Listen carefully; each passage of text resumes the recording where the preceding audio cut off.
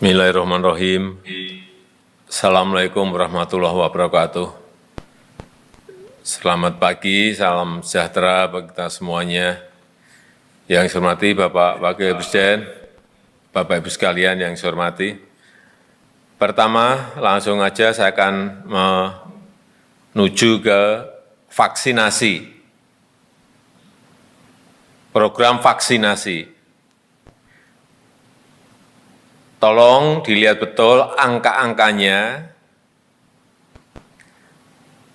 karena yang saya lihat, data yang masuk, baik itu berupa vaksin jadi maupun bulk,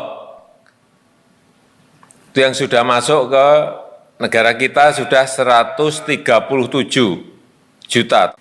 Padahal yang sudah disuntikkan dalam vaksinasi itu kurang lebih 54 juta. Artinya stok yang ada baik mungkin di Bio Farma maupun di Kementerian Kesehatan atau mungkin di provinsi, di kabupaten, di kota, di rumah sakit, di puskesmas terlalu besar. Oleh sebab itu, saya minta Bapak Menteri Kesehatan untuk disampaikan sampai organisasi terbawah tidak ada stok untuk vaksin. Artinya dikirim langsung habiskan, kirim habiskan, kirim habiskan. Karena kita ingin mengejar vaksinasi ini secepat-cepatnya. Dan terbukti 2 atau 3 hari yang lalu, kita sehari bisa menyuntikkan 2,3 juta. Saya yakin 5 juta itu bisa. Sekali lagi, tidak usah ada stok. Stoknya itu yang adanya di Bio Farma. Yang lain-lain cepat habisin.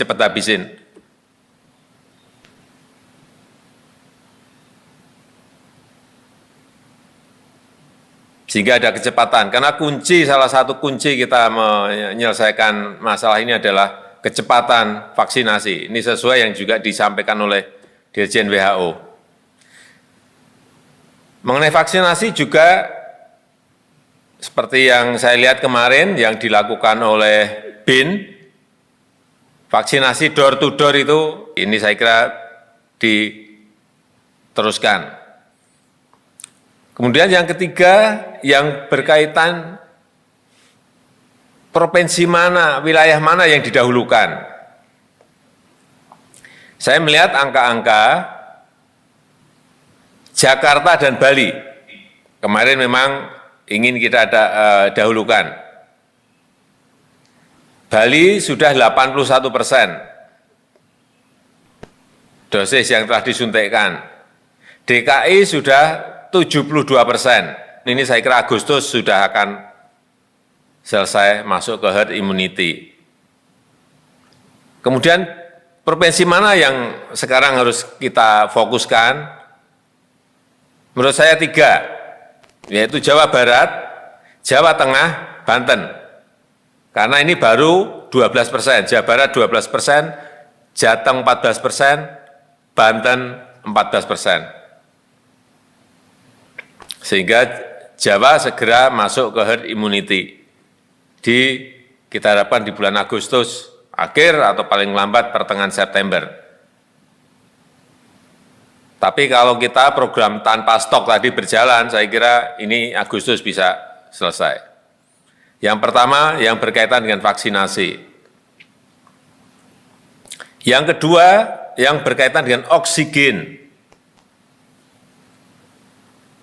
Tadi pagi saya ke pabrik, ke industri, PT Aneka Industri. Saya banyak mendapatkan informasi dari sana bahwa sebetulnya masih banyak pabrik-pabrik yang bisa ditambah kapasitasnya. Ada juga pabrik yang off, yang bisa itu bisa di on-kan, tetapi membutuhkan pembiayaan. Ini tolong juga dicarikan solusinya, karena apapun kita memang harus menyiapkan diri apabila betul-betul ada lonjakan dan kebutuhan oksigen bisa terpenuhi. Dari sini, dari dalam negeri sebetulnya kalau kita gerakkan semuanya cukup. Saya kira juga tolong dilihat ini yang berkaitan dengan industri-industri BUMN, ini saya kira bisa membantu karena dari situ bisa juga keluar oksigen. Krakatau Steel misalnya, pabrik-pabrik pupuk kita, industri petrokimia kita, semuanya bisa ikut membantu. Kemudian yang ketiga, yang berkaitan dengan mobility index, mobilitas manusia. Kita telah melakukan penyekatan-penyekatan. Tapi kalau saya lihat malam, juga pagi tadi, saya ke Pulau Gadung tadi, saya lihat masih cukup ramai. Tadi malam saya ke kampung juga ramai banget. Artinya penyekatan ini mungkin perlu kita evaluasi. Apakah efektif juga menurunkan kasus? Karena ini yang terkena sekarang ini banyak yang di keluarga-keluarga, atau ada strategi lain yang mungkin bisa kita intervensikan ke sana.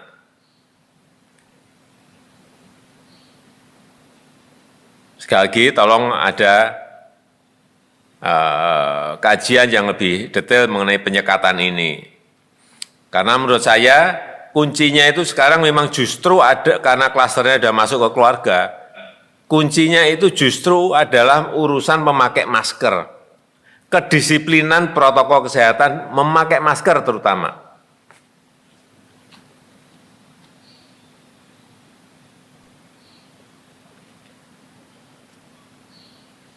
Sehingga seperti yang saya minta sejak awal, BNPB bekerja keras betul urusan yang berkaitan memberi masker, kampanye masker yang saya lihat sampai saat ini belum.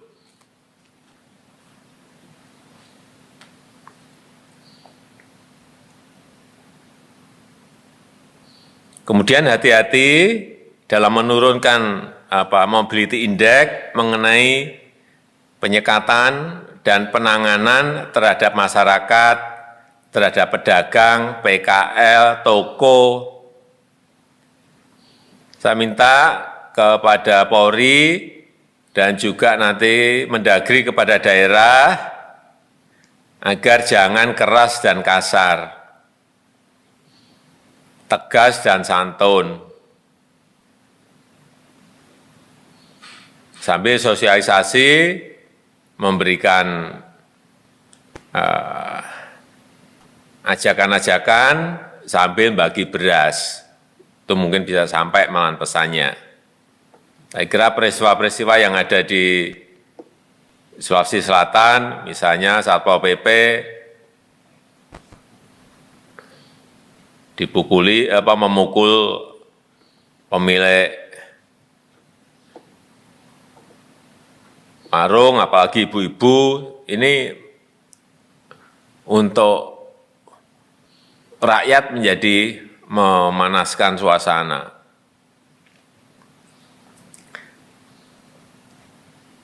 Kemudian yang kelima yang berkaitan dengan bansos.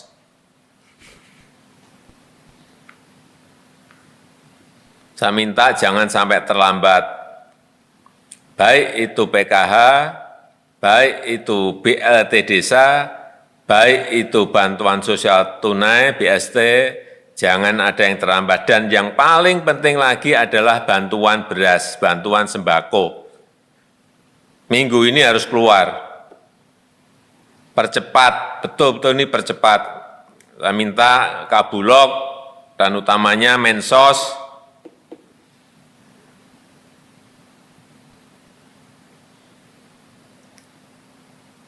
Jangan ragu-ragu.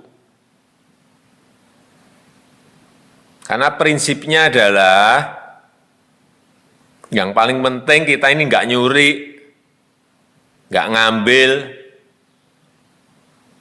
Prosedurnya tolong dampingi BPKP, termasuk dalam hal ini pemberian obatan gratis, obat, suplemen, vitamin gratis pada rakyat. Ini sangat diapresiasi, tetapi jumlahnya sangat-sangat kurang. Tadi malam saya ke kampung, hampir semuanya senang dan minta obat itu.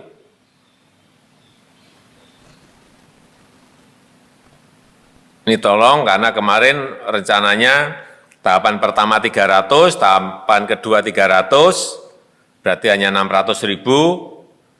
Saya minta Bu Menteri Keuangan ini disiapkan paling tidak di atas 2 juta paket, kan nggak mahal.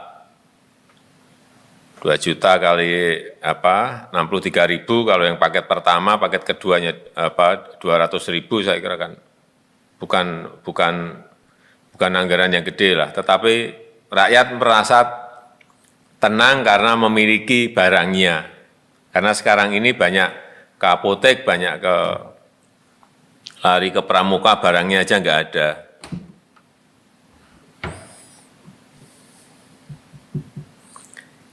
Yang keenam, yang berkaitan dengan komunikasi.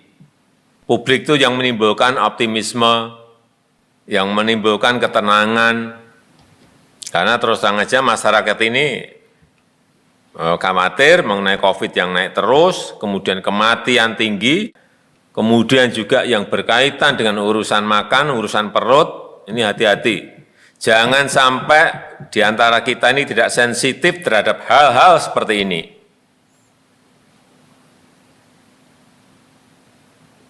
Jangan sampai masyarakat frustasi gara-gara kesalahan-kesalahan kita dalam berkomunikasi, kesalahan-kesalahan kita dalam menjalankan sebuah policy.